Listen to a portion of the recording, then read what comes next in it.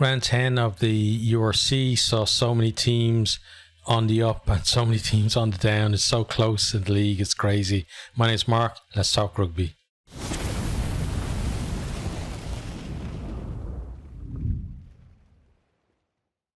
This is genuinely going to be a quick one. I do actually mean it this time, because sometimes I say it's a quick one and the video is 30 minutes long, but it shouldn't be too long today.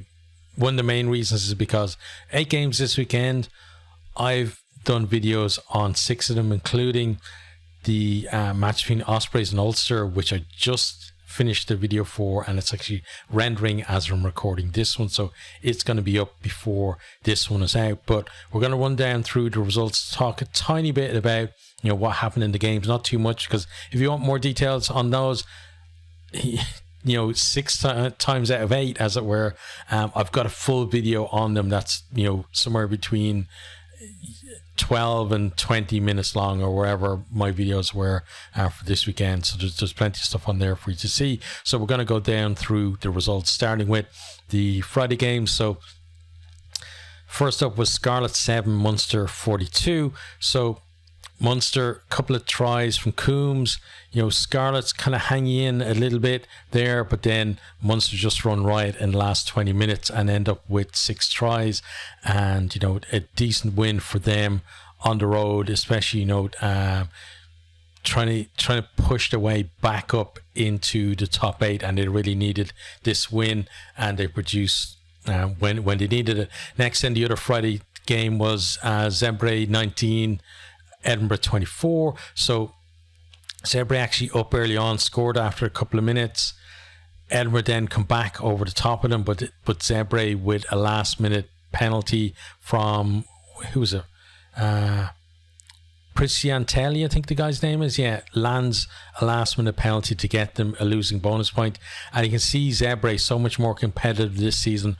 So many teams just about getting out of town with the win, and you've got to think that Zebre, that they're probably going to get another win before the end of the season, and maybe even have a big impact on things at the higher end of the table, just because they turned somebody over that was maybe not necessarily banking on the win, but would have been thinking that more often than not they're going to win when they go over there.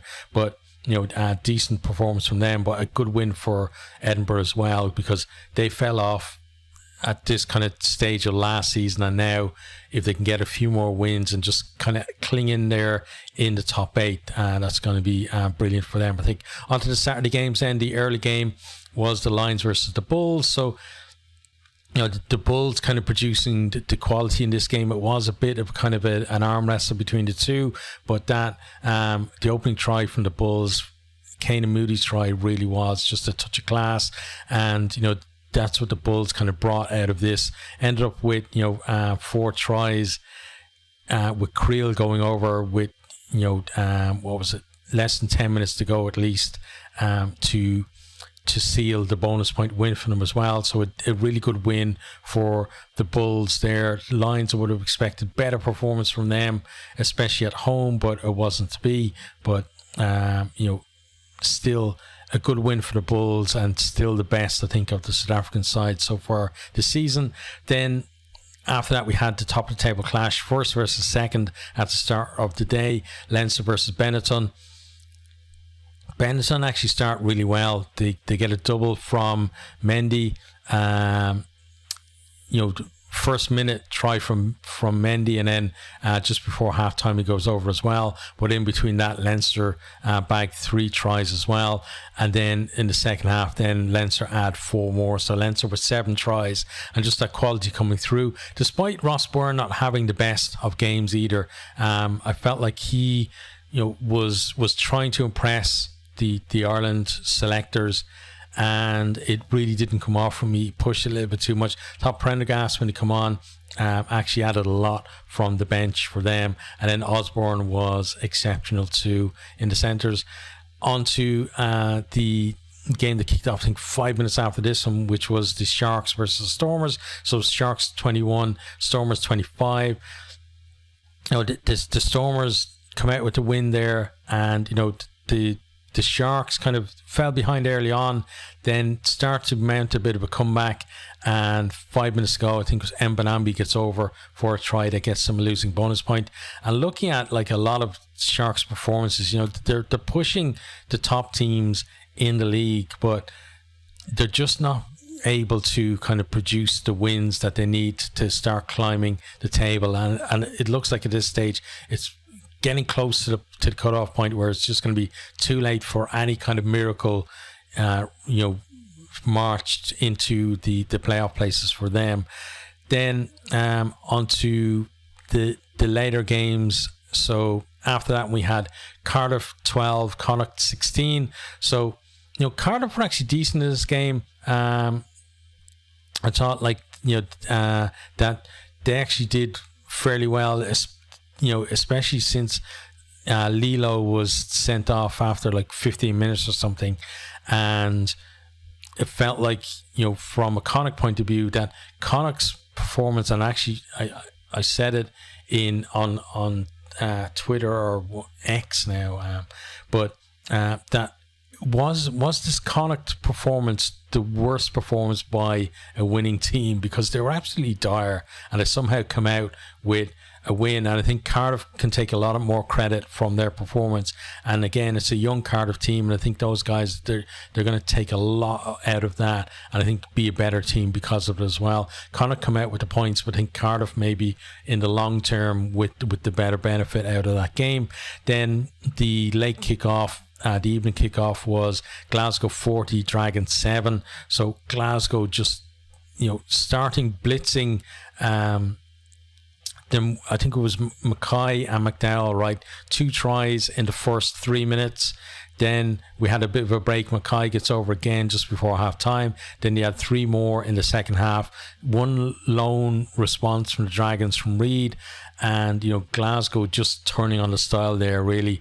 And, you know, it's good to see from them, because I think that they could be, if they can manage to produce performance like this in the knockout stages, could be a genuine threat late on into the tournament as well. And then the Sunday game, which I've just finished watching, which is Ospreys 19, Ulster 17.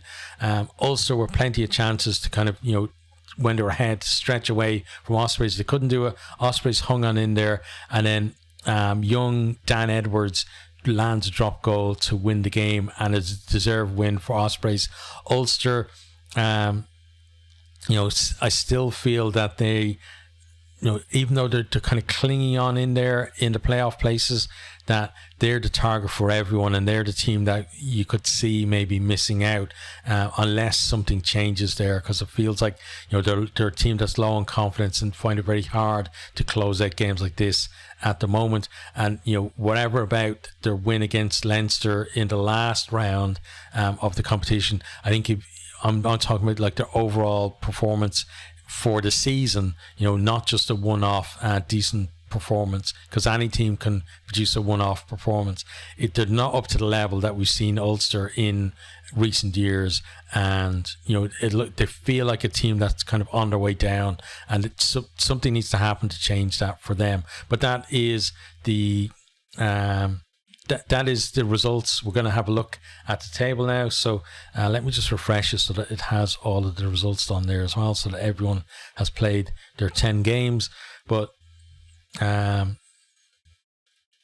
it'll actually come up for me now, this is great. Okay, come on, just show me. All I need you to do is show me. Thank you. Okay, so top of the table there, we have Leinster on 39 points, and, you know, they've won 8 games and 2 losses, which for Leinster this time of the season, you know, it's, you know, having lost 2 games is actually a big deal for them. Obviously, the opening game against Glasgow, and then, you know, 2 rounds ago, or the round before this round, I should say, against Ulster as well, but still enough to be top of the table. But it is pretty tight up there. Second place, the Warriors on 36 points. So, you know, potential to overtake them there. Then you got the Bulls just a point back in third on 35. Benetton have slipped from second down to fourth, and have also had a one that could have even dropped down to fifth. But they're in fourth place on 32 points. We then have Edinburgh in fifth place on 30 points, and the Stormers joining them on 30 there as well. So Stormers beginning to climb up that table. We saw that, you know, they were a little bit adrift really outside of the playoff places at the start of the season, and now you see kind of, you know, the big teams starting to get the wheels turning and move up the table, and that's the danger for teams like, you know, Benetton, Edinburgh, Ospreys and Ulster at the minute as well. And there is that there are teams below them in the league who have the potential to produce a really good end of the season, and you could see you know, one or two of those four teams I just mentioned possibly missing out on the playoffs if they can't continue their own form.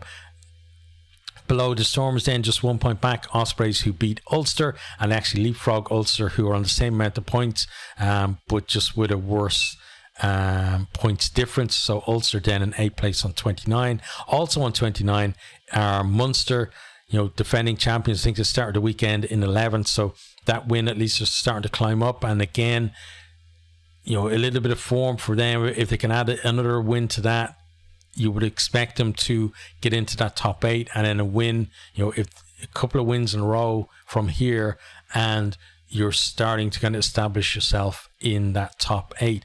Connacht, who again somehow won at Cardiff in 10th place, so they got to find some form in terms of performance, because they're not going to be as lucky as they were in terms of playing that badly and winning.